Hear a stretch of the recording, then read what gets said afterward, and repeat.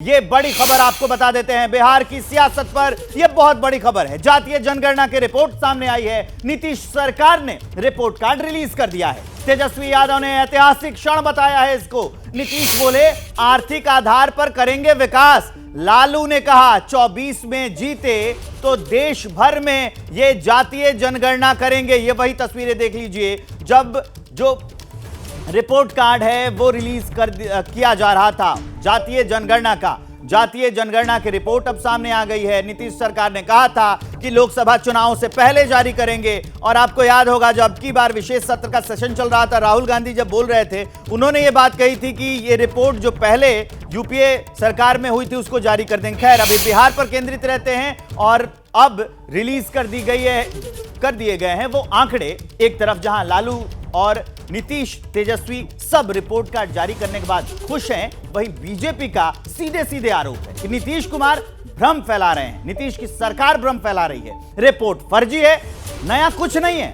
जल्द ही इसके लूपहोल सामने आएंगे। वहीं दूसरा धड़ा कह रहा है कि इसे पूरे देश में लागू करेंगे। यहां पर यह देखिए जो इंडिया गठबंधन की पार्टियां वो कह रही हैं कि इसको पूरे देश में कराएंगे जातीय जनगणना को। सुनाते हैं आपको। जातीय जनगणना बिहार की जनता में, गरीबों में भ्रम फैलाने के सिवा कुछ नहीं है।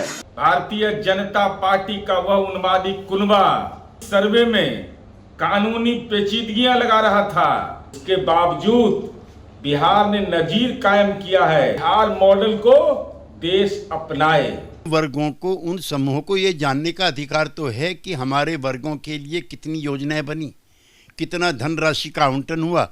अगर कुछ वर्ग उसमें पिछड़ गए हैं तो उनके एक्स्ट्रा एम्पावरमेंट के लिए क्या क्या योजनाएं होनी चाहिए, ये गांधी जी का सपना था। आज नीतीश कुमार के द्वारा परिणति हुई है और ये यहीं तक नहीं रुकेगा। ये उन्माद पैदा करने के अलावे बिहार के भविष्य के, बिहार के सामाजिक समरसता के और बिहार के लोगों के विकास का मानसिकता इनके पास नहीं है।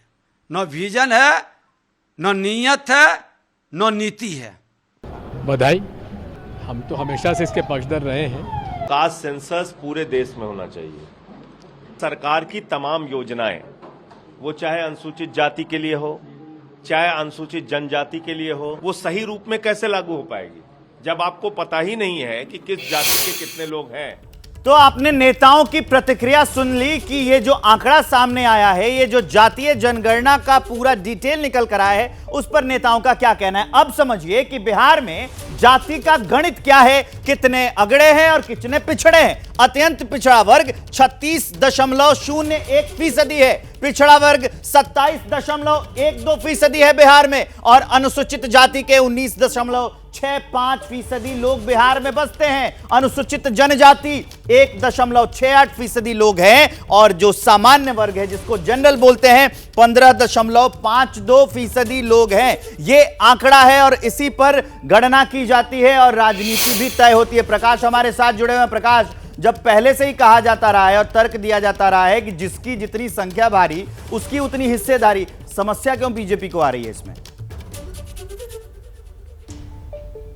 देखिए, यह अजीब इत्तेफाक है विवेक, लेकिन ये सच है कि 90 के दशक में जब राम मंदिर का मुद्दा छाया हुआ था, आडवाणी उस वक्त में लेकर निकले थे रथ को, तो लालू यादव यहीं पे बिहार में थे और उन्होंने मंडल और कमंडल की बात की थी कि बीजेपी कमंडल के साथ है और वो मंडल के साथ है, और मंडल की राजनीति जमकर हुई थी जिसमें वो बड़े गद्दावर देश भर में निकले थे। उसके बाद फिर नीतीश कुमार आए, और जब नीतीश कुमार बाद में आए तो उन्होंने पिछड़ों को दो भाग में बांटा और एक अत्यंत पिछड़ा डिवाइड किया और अत्यंत पिछड़ों की राजनीति की, जिसके वो बाद में चैंपियन बन गया और लगातार 18 सालों से वो सत्ता में है और मुख्यमंत्री बने हुए हैं।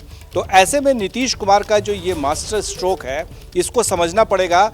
पहले आंकड़ों के जरिए भी कुछ ऐसे आंकड़े हैं जो हमारे दर्शकों को बताना होगा कि इसके पीछे की क्या राजनीति हो सकती है। देखिए, ये जो आंकड़े हैं इसमें हिंदू और मुसलमान दोनों के आंकड़े हैं, लेकिन दोनों में क्या फ़र्क है ये समझिए। जैसे आपने देखा कि अगड़ी जाति, जो अगड़ी जाति का नाम लेकर के नहीं लिया गया बल्कि अनारक्षित और आरक्षित की बात हुई है। तो जो अनारक्षित है, अनरिजर्व्ड है, उसमें जो जातियां ली गई हैं उसमें हिंदू से भी और मुसलमान से भी है। अनारक्षित में आप देखेंगे कि अगड़ी जाति से राजपूत, कायस्थ, ब्राह्मण और भूमियार, ये तीनों को रखा गया है। जबकि वहीं मुस्लिम जो अनारक्षित हैं उनमें रखा गया शेख, पठान और सैयद, और ये मिलाकर के 15% बनते हैं। आप समझिए, आंकड़ों में भी बहुत कुछ है जिसे पढ़ना और देखना और समझना बहुत ही ज़रूरी है। दूसरी बात यह है कि जिस तरह से अब आरक्षण को लेकर बात उठती रही है कि 10% आरक्षण जो दिया गया है, अब उस पर क्या इफेक्ट पड़ेगा।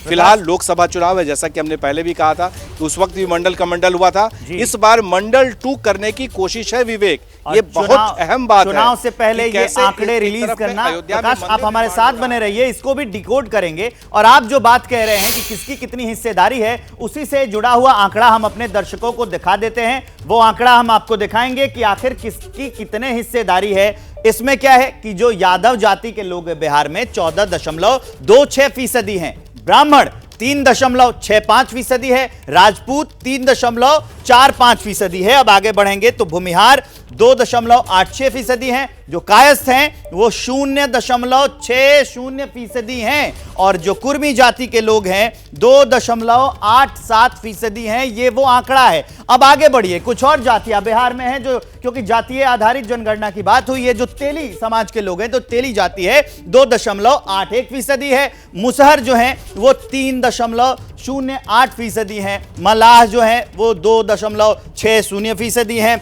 बनिया 2.31% हैं, और जो सोनार जाति के लोग हैं वो 0.68% हैं। अभिषेक उपाध्याय हमारे साथ जुड़े हुए हैं। अभिषेक, बिहार में हमेशा से चुनाव में जातियां हावी तो रहती ही रहती हैं, हमेशा से जाति के आधार पर बहुत जगह पर वोट गिरते हैं, बिहार में ऐसा देखा जाता है। लेकिन एक अहम सवाल यहां पर यह भी उठता है कि बीजेपी आज जो जातीय जनगणना पर उठा रही है सवाल, जब नीतीश कुमार ने यह फैसला किया था कि जातीय जनगणना होगी तो उस समय बीजेपी नीतीश के साथ थी और उसमें हामी भी भर रही थी। देखिए, ये बात जो जाति जनगणना के आंकड़े हैं, अभी जो प्रकाश जी कह रहे थे, वही सच्चाई है। जो बिहार की जो राजनीतिक परिस्थिति रही है, आप उसको देखेंगे, मंडल कमंडल से लेकर के आज तक तो पूरा ताना बाना शुरू हो जाए, समझ में आ जाएगा। और ये कहानी आज की नहीं, ये कहानी भोला पासवान के ज़माने शुरू होती है, जो पहले दलित मुख्यमंत्री थे। ये कहानी राम सुंदर दास के ज़माने से शुरू होती है, वो भी दलित समाज से आने वाले मुख्यमंत्री थे। इनफैक्ट कर्पूरी ठाकुर बनाम राम सुंदर दास जो बिहार की राजनीति में चला है, जिस तरह से जाति गोलबंदी समय समय होती आई रही है, जिसको कि नीतीश कुमार ने पिछड़ा और अति पिछड़ा करके एक नया आयाम दे दिया, जिसका भी प्रकाश जी ने जिक्र किया।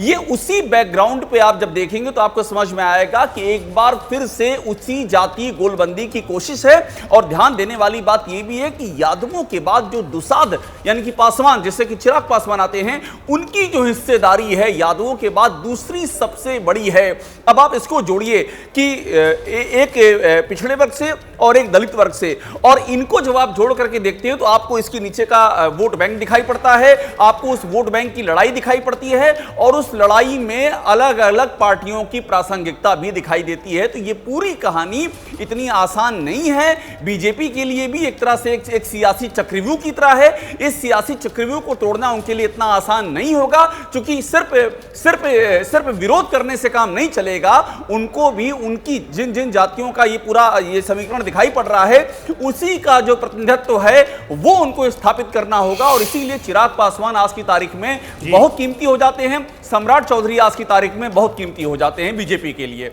और इस तरह से नीतीश कुमार ने चुनाव से पहले ये आंकड़े रिलीज करके एक बहुत बड़ा मास्टर स्ट्रोक खेल दिया है। जैसे ही घड़ी का काटा दोपहर 2:30 पे आए, बबीता जी का दिल सास बहू साजिश के लिए मचल जाए। और ये है इनकी बहू, पूरे दिन ऑफिस की टेंशन हो जाए गॉन जब ये करें अपना फेवरेट शो फ्री टाइम पे ऑन। इनकी तरह आप भी देखिए अपना फेवरेट शो अपने टाइम पर, और डाउनलोड कीजिए एबीपी लाइव ऐप अपने स्मार्ट टीवी पर।